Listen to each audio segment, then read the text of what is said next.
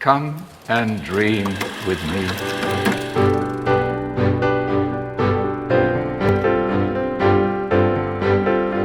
Welcome to What Do You Want to Watch's special non-spoiler discussion of the first 5 episodes of The Witcher, Netflix's adaptation of the Andrzej Spakowski. I'm probably butchering that horribly. I'm guarantee I'm butchering that horribly, but it's fine. Series that has been adapted to a Netflix series. Myself and Ashley Hobley have had the chance to watch the first 5 episodes ahead of release, so we're going to be talking a little bit about it. Again, this is non-spoilers. We will be doing a spoiler cast, breaking it all down sometime in the coming weeks or so into the new year, I presume, because this show's dropping right before Christmas. But let's get into it. Take the girl, protect her, and bring her back unharmed.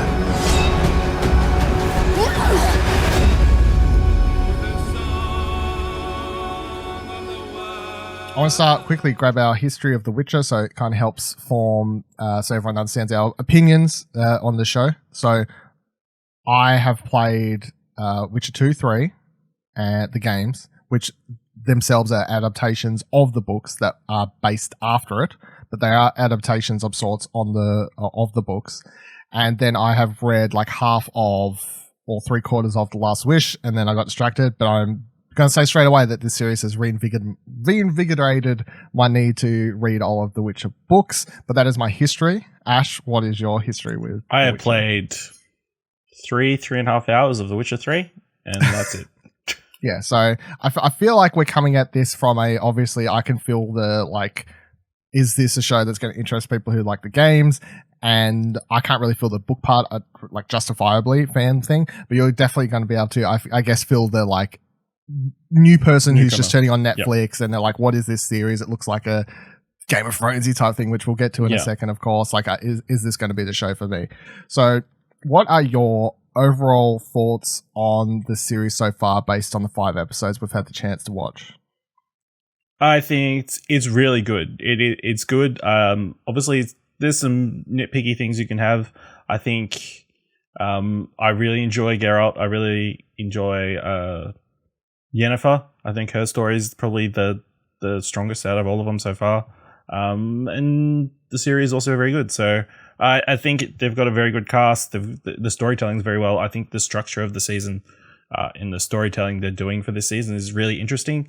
And I think it's going to be a hit for Netflix. I mean, it's hard to imagine it not being a hit based purely on the name, but I think people are going to be very happy after the initial negative buzz around Henry Cavill, but I think he does a pretty solid job and is very different to the Henry Cavill performances we've seen so far. Well, I was going to bring that up next, but since you brought it up, I might as well tackle it now. Henry Cavill plays Geralt, of course, in the series, the Witcher himself, the main member of the cast. And when the the videos they put up on their account and some like screenshots and pictures ahead of time, of course, a lot of people said he looked horrible. You know, he's too pretty for the part of Witcher, because in the books he's described of this, you know, sort of gruff, scarred up looking dude. Even in the games, I think he looks somewhat better than how he's described in the books and everything like that. And I think just based on other roles that Henry Cavill has played, everyone couldn't picture him as this sort of like gruff, silent-ish type Witcher character. How do you feel, like, without heaps to go on for the character, with just as Henry Cavill in this sort of role, do you think the negative backlash was justified or unjustified? I think it was pretty unjustified. I feel like that initial screen test was not great. I mean, it's not, looking at it right now, it's not like super different. It's still his face. I mean, they changed the wig a little bit and that kind of stuff, but I don't know, just see him in everything, and see him in motion and like actually performing, like, you could tell he's been a guy who's been around a while and been dealing with shit, you know? So I think obviously you can't base everything on one screenshot or whatever. So yeah, I think if he's fine. he fits the role, but I don't have anything to compare it to as well. So I think, although the thing about his performance, because Henry Cavill has been an open supporter of saying that he loves the books and he's played and loved all of the games, I think if this series is bringing nothing from the games, his performance is 100% inspired by Geralt in the games, because like obviously you can read the book and get certain ways that a character like acts and talks and sort of thing, but like it's just like certain mannerisms and things, especially in one thing. I've got my review up in progress as this drops on explosionnetwork.com. I'll put a full score to that when I've watched the rest of the series, of course, but one thing I point out in that is how they got so much of like the silent just grunting and mming of Geralt from the games that it just made me think that it was heavily inspired by the David Cook's performance in the video games, because it's just like there's several scenes where someone will be like talking to him and it'll be like blah blah blah blah blah, and Geralt's not the character who responds with like a full paragraph back, or gives his full he doesn't really explain his thoughts on the matter. Like there's so many times he'll just be like like that's just the character, and he gets that down so well. It's great. And one part where I love so much that I just laugh out loud. And I can't say what for spoiler reasons, obviously, but there's one part where this whole thing happens, and this character's like, "No, I need to thank you for this reason. Take this or whatever. I do this sort of thing." And book readers may know what I'm hinting at here because it's from the first book. But he's like, "Oh, just I'll claim this as payment," sort of thing. It's like he just wants to be able to leave, and then something happens, and then he just goes like, "Fuck." But it's just like this delivery. And there's like one other point in the show right before he gets into battle with someone where like this thing comes charging out and he's just like, "Oh fuck." Like it's just like the gruffness of it. I think it's just like perfectly delivered. One of my favorite moments, he's taking someone to try and get some help, and he's like completely confused about what's going on. He's like, "What the fuck?" Yeah. Just delivers it so well. And I think that comes from the games. So yeah, my overall thoughts on the series are, as someone who loves the games, I think this series is fantastic, but I'm still interested because I went in knowing it's based on the books. I'm going to be interested how people react who think that the game, like people who, because they do exist, people who think the game is the game and they don't realize it's actually based on a book series and, all these sorts of things, how they're going to go into this and be like, "Oh, this is wrong," or "This is wrong." Because we saw that leading up to the release of the series. People were like, "Why doesn't he have two swords on his back?" And they're like, well, they made him carry two swords on his back in the game for like ease of you being able to switch between them as a player, but realistically, that'd be too heavy for a normal person to carry two swords on his back. So in the TV show, much like the book, he keeps one on his horse at all times, and he switches between the swords for different, like humans or monsters, because that's why he has two swords, as necessary. He doesn't actually have them both like over and it creates storytelling tension. Point. Yeah. It's like, hey, like I need my other sword. So things like that. So does or doesn't happen in the show, but yeah. So I'll be interested how those sorts of people react to the series, because obviously I think the storytelling in this is also just a lot more different to the games. It's a lot more like, I wouldn't say convoluted because that's like sort of a bad way, but it is dense. It is very dense. Yeah. There is a lot of names of places and races and stuff, and they don't slow down. There's no hand holding. It's just blah, blah, blah, blah, blah, blah, blah. But I think that's a plus, because I feel like fantasy fans want that out of a series like this. You know what I mean?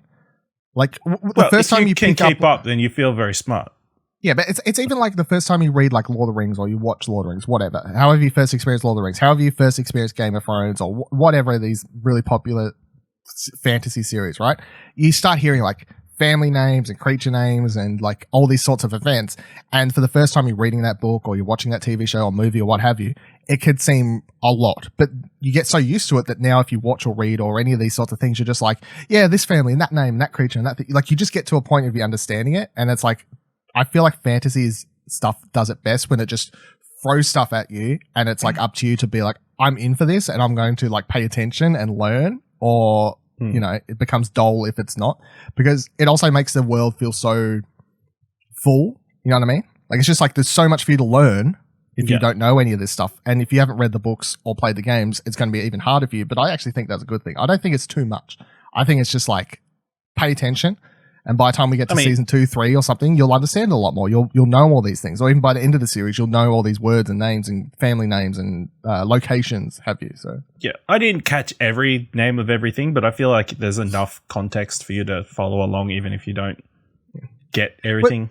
Yeah, it's like, even if you're not catching everything, the core stuff that's happening on screen isn't hard to understand. It's like, this person's probably bad, they're doing this thing to this thing. Like, you're like, Geralt's the good guy, he's fighting, this person must be bad, or are they? I mean, a lot of The Witcher lies in the grey area, like even Geralt kind of lays in the grey area, and a lot of the people he ends up getting in trouble with often lay in a grey area, and that's kind of what makes Witcher great, is because the characters and quote-unquote villains are often, like, they're not straight up maniacal evil. No, it's a choice between two lesser evils, you know? Yeah. That's kind of what works for the show. I think the one question before, and we're not talking major plot points, because I think it's impossible to talk about major plot points for the show without kind of giving away certain spoilers, but I think I can get around it slowly to explain to quickly, in case people don't really want to know, but it's like, yes, you've got Geralt. Geralt is a witcher. He goes around and he hunts monsters. All of Geralt's stuff in the first 5 episodes is basically short stories taken from the first book, The Last Wish. And he's, every time, between each episode, he's like on a different monster hunt, right? Then on the opposite, so there's 3 main characters in the show. He's one, that's what he's doing. He's hunting monsters. And of course, along the way, you're learning things about the world, the characters. You're meeting people like Dandelion in the game is what he's called, but in this, they call him his proper name. I fucking forget what it is now, but his proper name from the book. Jessica. Yeah, but they changed it to the game because the translation, yeah, he's great. The translation, I think, directly from that to English was like sunflower or something like too not as cool sounding, so they changed it to Dandelion for the English name. That's how he ended up with that name. But that's that character, right? So everyone loves him from the game, and everyone's going to love him in this because he's absolute just a bowl of charm and laugh and what, especially like when he's playing against Geralt. It's like the best buddy cop kind of because he's like full of, he's happy and go lucky, and he's like, you know, he's a bard, he sings songs, and Geralt's he does enough like, talking for both of them. Leave me alone, like go away.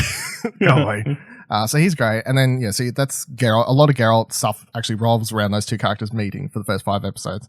Then on the opposite side, you have Yennefer happening in her origin story. It's not a spoiler to say that she starts the series with explaining how she was born with hunchback. And that's and then she gets brought into basically she discovers she has magical abilities, and then her kind of origin story is like tracking how she learns to use those for the first few episodes and stuff. And then you also have Ciri or Cirilla, Princess Cirilla.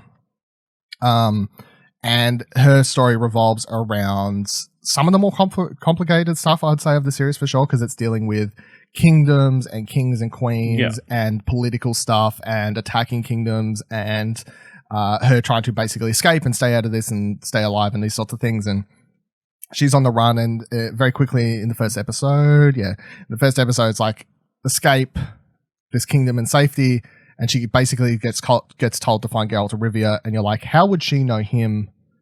She doesn't even know him. She doesn't even know what Geralt looks like, but that's what she's been told to do. So that's kind of how the show sets the path of these characters along. It's like Yennefer's over here in training very quickly, Ciri's on the run, Geralt's kind of just going through life. Being Geralt. Yeah. And that's kind of like how the show sets up, now I want to talk about this now because I want to kind of stay away from the question when we get into a full spoiler discussion sometime in the future. I do think it's kind of a redundant question but it's definitely one that people are going to be asking a lot, and I think it's obviously one worth answering. But do you think, for most people, given that Game of Thrones ended this season, that this could be the replacement for them? You know, like this is replacement of the Game of Thrones story. Will it fill a similar hole?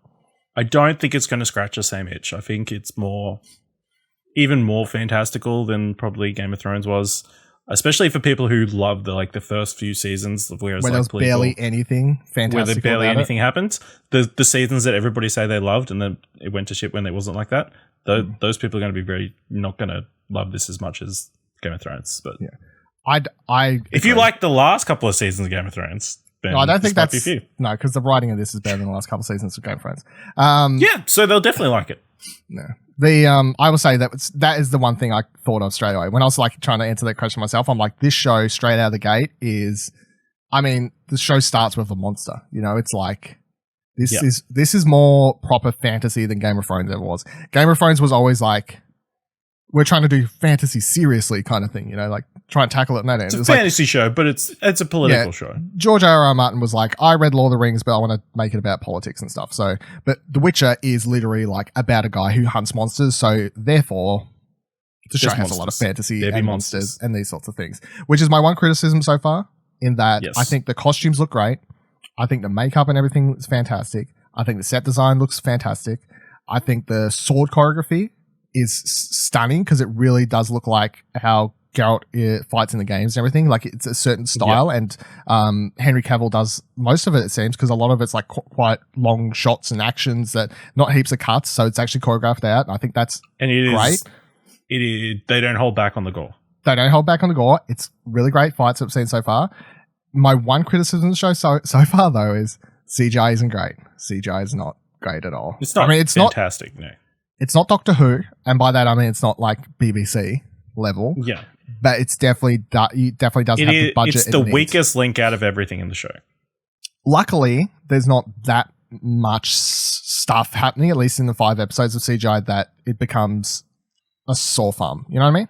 Yeah. Like, it shows up and you're like, that doesn't look great, but the rest does. You know, like, because I honestly feel like as much as that's why the Henry Cavill thing I find so funny, because that first screen test where everyone was like, oh, he looks horrible.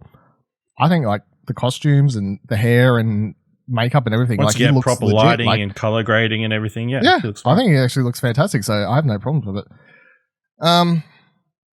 So yeah, any last thoughts? How hyped are you to watch the last couple episodes? I'm definitely keen to see the last 3 episodes and see how all their paths entwine even further potentially. I feel like there was another point I want to hit, but I can't remember off the top of my head. Well, it's fine.